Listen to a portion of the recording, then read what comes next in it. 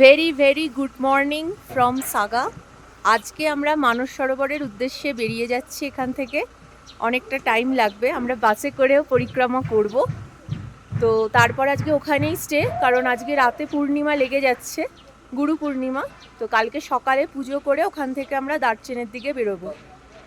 তো আজকের ভিডিওতে থাকবে কি কি আমরা দেখলাম, কি করলাম, পরিক্রমাটা আপনাদের সাথেই করার চেষ্টা করব আমি, যতটা ভিডিও করা যায়।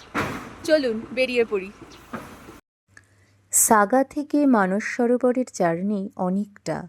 পথে বেশ কিছু পাস আমরা ক্রস করে ধীরে ধীরে ওপরে উঠেছিলাম। দু একজনের বাসে অক্সিজেন লেভেল কমে গেছিল, তাই অক্সিজেন দিতে হয়েছিল। প্রসঙ্গত বলে রাখি, টিবেটে ঢোকার পর থেকেই আমাদের সাথে সঙ্গী হয়ে গেছে কিন্তু অক্সিজেন সিলিন্ডার। যেখানে যখন মনে হয়েছে যাকে অক্সিজেন দেবার আছে, আমাদের ট্যুর গাইড সেই কাজটি কিন্তু খুব নিষ্ঠার সাথে পালন করেছেন।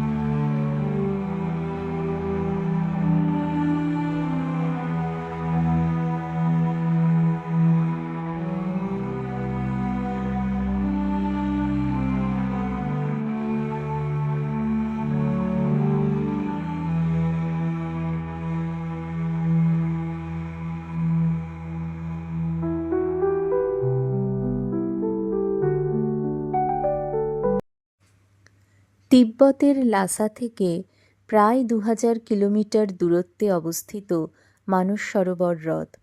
কৈলাস পর্বতের দক্ষিণ পদতলে অবস্থিত এই হ্রদ। কিন্তু দুর্ভাগ্যক্রমে সেদিন আমরা কৈলাসপতির দর্শন পাইনি মানস সরোবর থেকে, কারণ আকাশ প্রায় মেঘাচ্ছন্ন ছিল। হিন্দু পুরাণ অনুযায়ী ব্রহ্মার দ্বারা সৃষ্ট হয়েছিল এই হ্রদ। মানস সরোবরের কাছে আসতেই মনে এক অদ্ভুত আনন্দ হলো। মনে মনে বৈদিক শান্তিমন্ত্র পাঠ করতে লাগলাম। এত আনন্দ এর আগে কখনো হয়নি। ওম ভদ্রং কর্ণেভিः শৃণুয়াম দেবা ভদ্রং পশ্যমাক্ষভির্যজত্রः স্থিरैरङ्गैस्तष्टुवांशस्तनूभिर्व्यशेम देवहितं यदायु स्वस्ति न इन्द्रो वृद्धश्रवः स्वस्ति नः पूषा विश्ववेदः स्वस्ति नस्तरक्षे अरिष्ठनेमि स्वस्ति न बृहस्पतिर्दधातु।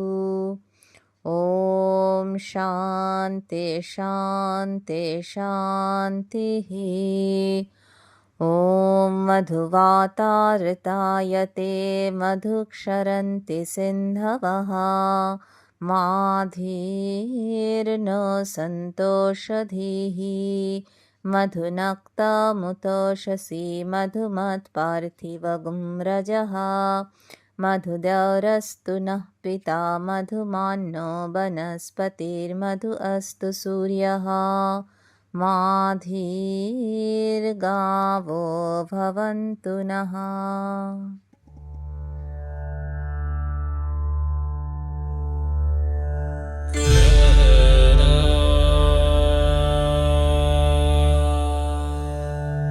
नागेन्द्रहाराय त्रिलोचनाय भस्माङ्गरागाय महेश्वराय नित्याय शुद्धाय दिगम्बराय तस्मै नकाराय नमः शिवाय।